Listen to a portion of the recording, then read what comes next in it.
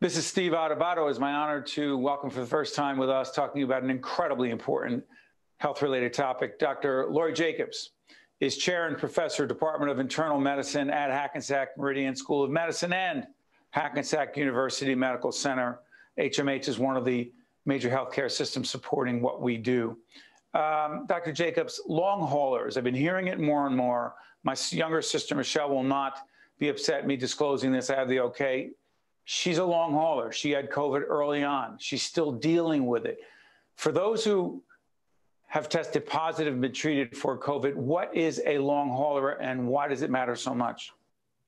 So most of us define people with chronic COVID as greater than 3 months. A lot of people have a COVID-19 infection and recover immediately within a few weeks, maybe have lingering symptoms 6 weeks to 3 months. But after 3 months, we grow concerned that they have a more chronic syndrome that we're seeing more and more often. We've been running our post-acute COVID recovery center at Hackensack Meridian Health now since July, and we had our outbreak starting in March. We're seeing patients with symptoms 8 and 9 months in duration. By the way, we're taping on December the 8th. We're in the middle of this, quote, second wave. I'm not sure which way we're supposed to call it, but I'm going to go through this. Help us on this, Dr. Jacobs. Some of the long-term complications from COVID-19. Difficulty breathing, speaking, or swallowing. Difficulty walking or performing self-tasks. Feeling of extreme fatigue, tiredness. Cognitive changes, such as problems thinking and concentrating. Mental health concerns, anxiety, depression. That's serious stuff. It is serious stuff. And unfortunately, for a lot of individuals, no one has taken them seriously up till now. But now there's been more media attention and it's being recognized that this is a real syndrome. We don't entirely understand it yet, but it is probably a generalized response to the infection with various manifestations that you described, the most common being extreme fatigue, so tired you can't get up and go about doing your daily activities, and it kind of waxes and wanes. It can go for a few days, and then suddenly you have a day you feel great, and you think you're on your way to getting better, and whammo, the next day or that evening, that terrible fatigue returns. There are a bunch of people who have with that this cognitive issue called COVID fog in the public speak. And this is a sense of not being sharp, not being on your game, having difficulty, thinking through issues, knowing what's going on, may impair your ability to manage your work or your finances. So it's very real. Then there are people with shortness of breath, cough, chest pain, who may have cardiac or pulmonary manifestations. We saw these after the SARS outbreak many years ago. Most of those patients recovered pretty much at a year, but they still complained of shortness of breath, even though on measurements they seem to have recovered. We don't know what will happen with those who had been infected with COVID-19 and still have these symptoms. And this whole syndrome occurs probably in a minority of patients, maybe 2%. Maybe 2%, maybe more. We don't actually know that yet. The NIH has just convened a conference to determine the scientific underpinnings and the prevalence. So no one really knows. But even if it's 2%, that's 2% of millions of people worldwide who've been infected. So that's a lot of people. Let me try this. You're part of the COVID Recovery Center. As part of the COVID Recovery Center, the COVID Rehabilitation Program at JFK. JFK is one of the hospitals within the HMH system. I'm not mistaken. They have a rehabilitation institute. So the reason why I'm mentioning that, and I know JFK well, is that there are programs, there are initiatives as these folks who are dealing with long-term implications of COVID, there are places for them to go, correct?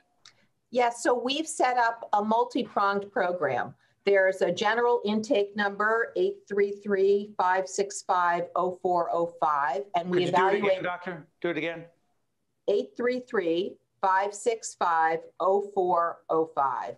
And what's that for? That's a general intake number where one of our providers will do a telehealth visit usually and try to help someone figure out what are their symptoms, how impaired are they, and what are their needs. And then we have a variety of settings and interventions that we're offering. So they can see a primary care provider. They can see behavioral health and have telemedicine for anxiety, depression. There's a tremendous psychological burden associated with just feeling fatigued and ill, in addition to all that's gone on with COVID. In addition, we have groups of pulmonologists, cardiologists, neurologists who are working with us. And then the rehabilitation programs, both outpatient and inpatient rehabilitation. And some of the treatment is rehabilitation. For example, patients with a cardiac syndrome that we've seen, it's similar to something called patients with COVID. I'm sorry for interrupting. Patient with COVID had cardiac issues?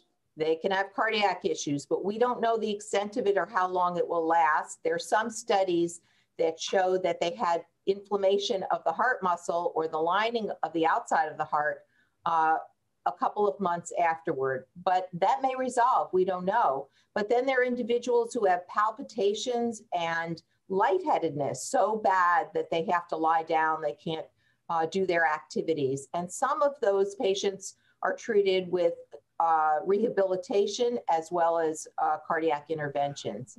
Dr. Jacobs, I'm sorry for interrupting. Before I let you go, the quick thing I want to ask you, because we are committed at the Caucus Educational Corporation in cooperation with our brothers and sisters in public broadcasting to be engaged in the most effective public awareness, public education around the vaccine. Now we're taping on the COVID vaccine. Now we're taping at the end of 2020. It'll be seen in 2021.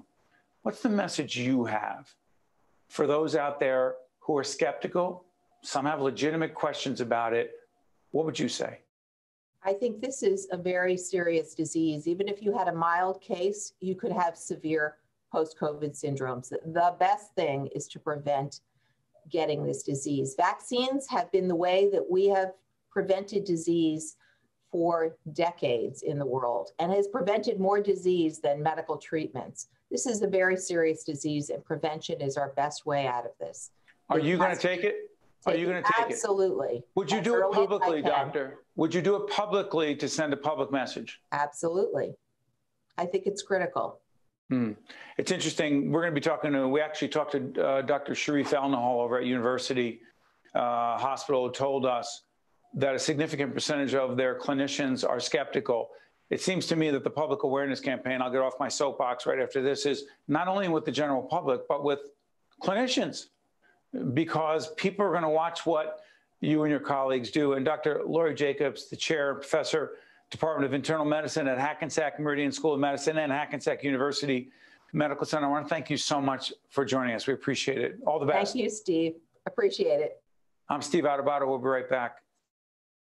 I could feel my lungs fill with oxygen, and I got my life back. The Sharing Network means to me hope, life, and everything. The Sharing Network was a lifeline to me when I really needed it. We are an organ procurement organization. The core purpose of the New Jersey Sharing Network is to save and enhance lives. To honor those who gave. Pay tribute to those who received. Offer hope to those who continue to wait. And remember the lives lost while waiting. For the gift of life.